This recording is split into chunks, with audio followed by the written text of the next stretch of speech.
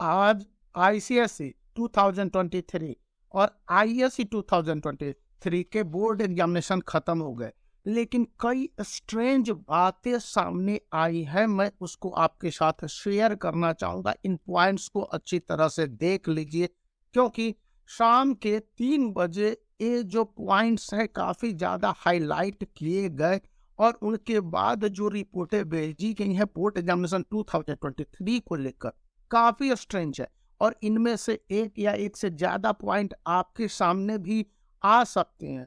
तो आखिर क्या है? सबसे पहली बात कि स्टूडेंट ने कई जगह यूनिक आईडी और कई जगह इंडेक्स नंबर को लिखा ही नहीं, छोड़ दिया, या फिर गलत यूनिक आईडी या गलत इंडेक्स नंबर लिखा।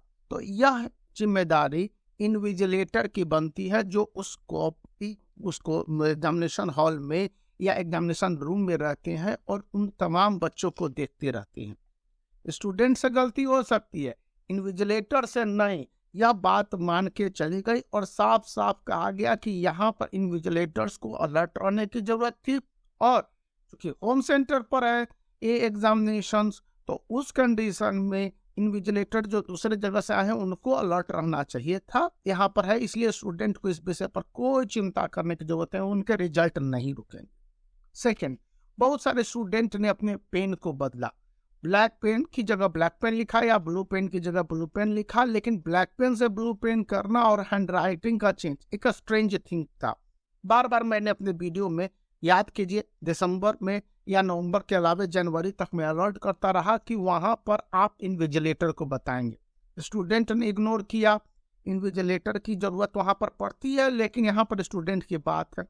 लेकिन इस संदर्भ में कहा गया है कि स्टूडेंट की इन गलतियों को अभी के लिए 2023 के लिए माफ किया जाना चाहिए, लेकिन यह स्कूलों की जिम्मेवारी है। होम सेंटर वाले एग्जामिनेशन होने के बावजूद अगर स्टूडेंट ये गलती करते हैं बोर्ड एग्जामिनेशन में, तो अगले साल आईसीएसई 2024 आईएससी 2024 में उनके लिए प्रॉब्लम हो जाएंगे।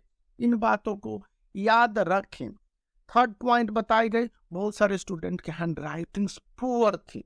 अब हैंड राइटिंग्स पुअर थे तो उस कंडीशन में दो बातें कही गई। सीआईएससी ने अपने ऑफिशियल सर्कुलर में कहा है, कॉपी चेकिंग में भी यह बातें आ रही है, और ये बातें इस तरह से इम्पोर्टेंट है कि रीडेबल हैंड राइटिंग है तो उसे अच्छी तरह से मार्क्स मिले। जिनकी हैंड राइटिंग बहुत ही खराब है, न पढ़े जाने योग्य है, उन पर अब क्या किया जा सकता है? एग्जामिनर कुछ नहीं कर पा रहे हैं, सुपरवाइजर भी क्या कर पाएंगे? और इस तरह के सिचुएशन प्रत्येक 1000 बच्चे में से एक बच्चे या दो बच्चे में आ रही है। हालांकि यह बहुत बड़ी बात है, क्योंकि कहा गया है कि कोविड का आफ्टर इफेक्ट है। स्टूडेंट लिखने से बच रहे थे और बचने के कारण पिछले बार भी सेमेस्टर 2 में यह पॉइंट हाईलाइट किया गया था, इस बार भी ये बातें बताई गई। तो इन बातों पर अब मॉडरेट रवैया, मतलब बीच का रवैया अपनाने की संभावनाएं अच्छी तरह से हुई है और कॉपी चेकिंग बेहतर ढंग से होने चाहिए। देखिए इस पर क्या होता है आगे मैं बताऊंगा। फोर्थ पॉइंट, स्टूडेंट क्वेश्चन को एक सेक्शन में लिखने थे, मतलब सेक्शन ए सेक्शन बी, तो पहले सेक्शन ए अटेम्प्ट करे फिर सेक्शन बी अटेम्प्ट करे। स्टूडेंट इस तरह के शफलिंग को करते रहे तो उसमें, और लास्ट में क्वेश्चन कोई छूट गया या इस तरह से करते रहे, तो यहाँ पर उन्हें पहले से बता दिया जाना चाहिए था, इन्विजिलेटर के द्वारा, स्कूल के द्वारा ट्रेंड किया जाना चाहिए था। इसलिए यह गलती स्कूल और इन्विजिलेटर की है, स्टूडेंट की नहीं है। लेकिन स्टूडेंट की भी गलती बनती है, लेकिन बोर्ड एग्जामिनेशन की कॉपी चेकिंग में इन बातों को एकोमोडेट करने और उसी के हिसाब से मार्क्स में किसी तरह के डिडक्शन करने की संभावनाओं को न करने पर सहमति बनी है और कहा गया है कि स्टूडेंट को मार्क्स यहाँ पर दे दीजिए। हालांकि ये गलती है और इसके कारण कॉपी की चेकिंग डिले हो पा रही है। मैंने आपको बताया था कि लेटेस्ट रिपोर्ट भी बता दूंगा कॉपी चेकिंग 2023 के। आज 31 मार्च है, तो वो ये सारी बातें आई हैं, इनके बाद मैं बातें आपको उसके विषय पर बताऊंगा। यहाँ पर फोर्थ पॉइंट आ रही है, बड़ा ही दिक्कत वाली पॉइंट है और आप इन बातों को मार्क करेंगे। स्टूडेंट ने ऑप्शन लिखा ऑप्शन नंबर नहीं लिखा, या फिर ऑप्शन लिखा, ऑप्शन नंबर ने नहीं लिखा, और उसके बाद वो आंसर था एमसीक्यूज में उसको नहीं लिखा। तो ऐसे में क्या होगा, आपको मैं क्लियर कट बता दूं कि ये एग्जामिनर पर डिपेंड करने वाला है। पॉइंट ही ऐसा है, सीआईएससी कहती है कि स्टूडेंट के जहां पर भी आंसर थोड़े से क्लियर हो पूरा मार्क्स दे दीजिए, गड़बड़ी मत कीजिए। ये ऊपर से इंस्ट्रक्शंस है, और ये बातें सभी एग्जामिनर जान रहे हैं, इन्विजिलेटर जान रहे हैं, लेकिन अब वहां पर किस क्वेश्चन का आंसर ये पता नहीं चल पा रहा है। तो ऐसे में एक कॉपी की चेकिंग जहां 20 मिनट में आईसीएसई के एग्जामिनर कर पाते हैं या आईएससी के एग्जामिनर 25 मिनट में कर पाते हैं, उसमें ज्यादा समय लग रहा है, और यह एग्जामिनर के लिए एक काफी अनवाइंग पॉइंट है। अब इस एग्जामिनर के ऊपर सुपरवाइजर है, सुपरवाइजर के ऊपर भी बहुत सारी हायरार्की बनी हुई है। तो उस कंडीशन में स्टूडेंट के लिए थोड़े से प्रॉब्लम कुछ एग्जामिनर खड़े कर सकते हैं, लेकिन ये ओवरऑल प्रॉब्लम नहीं है। कहा गया है कि यदि क्वेश्चन के मार्किंग को छोड़ दिया गया है, मतलब उसने क्वेश्चन नंबर 5 या क्वेश्चन नंबर 4 नहीं लिखा है, उस कंडीशन में कोई दिक्कत नहीं है स्टूडेंट को। आप तो आंसर से समझ ले रहे हैं कि कौन सा क्वेश्चन है, चूंकि आप सब्जेक्ट के स्पेशलिस्ट हैं, और सब्जेक्ट के स्पेशलिस्ट को भी 10 इयर्स से ऊपर वाले को रखा गया है 2023 में।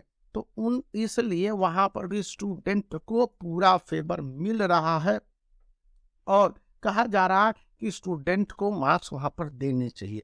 अब ये एग्जामिनर पर है।